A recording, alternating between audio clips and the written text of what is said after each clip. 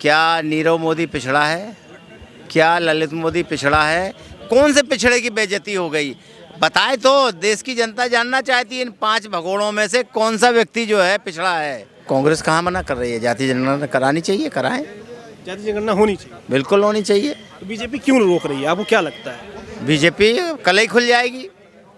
जाति जनगणना अगर बीजेपी करा देगी तो उसकी बिल्कुल कल ही खुली रखी हुई है, क्योंकि जिसकी जितनी संख्या भारी उसकी उतनी हिस्सेदारी का जब बात उठेगी तो बीजेपी तो किसी को हिस्सा दे ही नहीं रही है। 1200 और 1600 2000 की लागत वाले को 650 रुपये दे रहा है, दूनी तो हो ही गई है।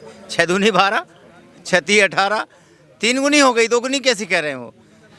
तो वो अगर गाल नहीं बजाएंगे तो क्या कांग्रेस के लोग बजाएंगे? नाम बदलने के अलावा कौन सा काम किया है? मुगल सराय को तय नहीं हो जाता। आइए, इधर भी तमाम बड़े नेता हैं, बात करेंगे। सर, क्या रहेगा आगे का कदम? बीजेपी तो अभी कह दी है कि जनता उनके साथ है, चाहे जितना कांग्रेस धरना प्रदर्शन कर ले, चाहे जो कर ले, क्योंकि जनता देख रही है मोदी जी ने बहुत काम किया। कुछ काम आप भी देखे हैं? मोदी जी जनता को दिखाएं, बताएं। नाम बदलने के अलावा कौन सा काम किया है? मुगल सराय को बदल दिया, सरदार वल्लभ भाई पटेल का जो था स्टेडियम उसका नाम बदल दिया। बदलने के अलावा उनके पास है क्या? और कौन सा काम कर दिया जो बता रहे हैं? विधानसभा, उत्तर प्रदेश विधानसभा में हम लोग देखते हैं, जब कवर करते हैं तो अब इस बार ये कह दिया गया कि आय दोगुनी हो गई किसानों की, और लोगों की भी आय दोगुनी हो गई। मुख्यमंत्री ने कल कह दिया प्रेस कॉन्फ्रेंस में। बिल्कुल सही है। 1200 और 1600 2000 की लागत वाले को 650 रुपये दे रहा है, दूनी तो हो ही गई है। 6 दूनी 12, 6 ती 18, 3 गुनी हो गई, 2 गुनी कैसी कह रहे हो भाई? 650 रुपये आलू का रेट तुमने तय किया है, किसान की लागत है 2000 रुपये, तो वैसे ही 1.5 गुनी 3 गुनी हो गई। यही तो आय है, और बिल्कुल सही कहा उन्होंने। सर, अगर बात करें, उत्तर प्रदेश में 80 लोकसभा सीटें हैं, और 80 लोकसभा सीटों में कहा जा रहा है, जो बीजेपी प्रचार कर रही है कि 80 की 80 जीतेगी, यानी विपक्ष को गिन ही नहीं रही है। तो ये क्या है? इस तरीके से तो फिलहाल कभी चुनाव में जब भी हुआ, आप भी देखे होंगे, हम भी देखे हैं, इस तरीके से तो दावा नहीं किया गया कि एक भी कोई नहीं जीत पाएगा। आप लोगों को लग रहा है? ये देखिए, भारतीय जनता पार्टी शुरू से लेके आज तक झूठ का सहारा लेकर के लोगों को भ्रमित करती है, और ये झूठ का पिटारा आने वाले 24 में ज़रूर फूट जाएगा, जनता जान चुकी है। राहुल गांधी की जो अगली यात्रा होने वाली है उसको लेकर भी अब सरगर्मियाँ तेज हैं। बात चल रही है कि अगली भारत जोड़ो यात्रा जो होगी उसमें बीजेपी के लोग कह रहे हैं कि चाहे जितनी भारत जोड़ो यात्रा कर लें, भारत तो मोदी जी के साथ ही जुड़ेगा। नहीं, मैं कह तो रहा हूँ, झूठ बोलने का कोई टैक्स तो देना नहीं है। जितना फेंक सकते फेंक रहे, लेकिन जनता 24 में लपेट करके इनको ठीक कर देगी।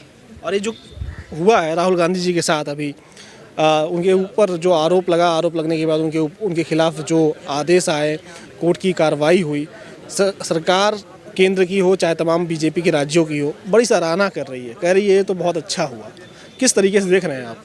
केंद्र में भी भाजपा की सरकार है, राज्य में भी भाजपा की सरकार है, तो वो अगर गाल नहीं बजाएंगे तो क्या कांग्रेस के लोग बजाएंगे?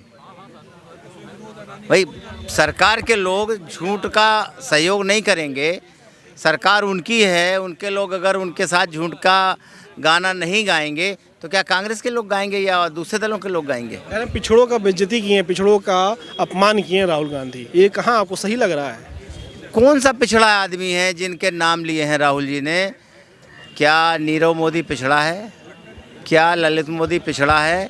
कौन से पिछड़े की बेइज्जती हो गई? बताए तो, देश की जनता जानना चाहती है इन 5 भगोड़ों में से कौन सा व्यक्ति जो है पिछड़ा है। अच्छा, बाकी राजनीतिक पार्टियां जो हैं वो ये कह रही हैं कि जाति जनगणना होनी चाहिए, कांग्रेस इसमें क्या कहती है? नहीं, क्यों? कांग्रेस कहाँ मना कर रही है? जाति जनगणना करानी चाहिए, कराएं। जाति जनगणना होनी चाहिए। बिल्कुल होनी चाहिए। तो बीजेपी क्यों रोक रही है, आपको क्या लगता है? बीजेपी कल ही खुल जाएगी।